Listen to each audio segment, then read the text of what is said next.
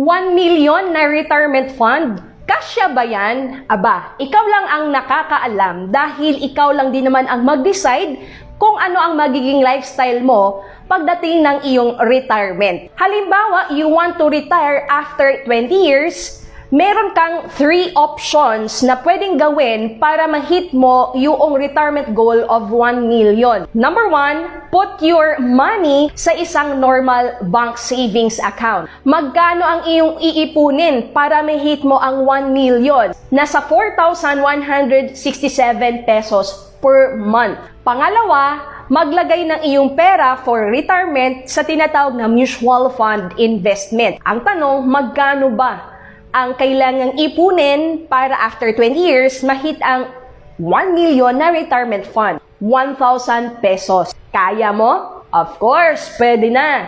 Abot kaya. Kahit sino maaari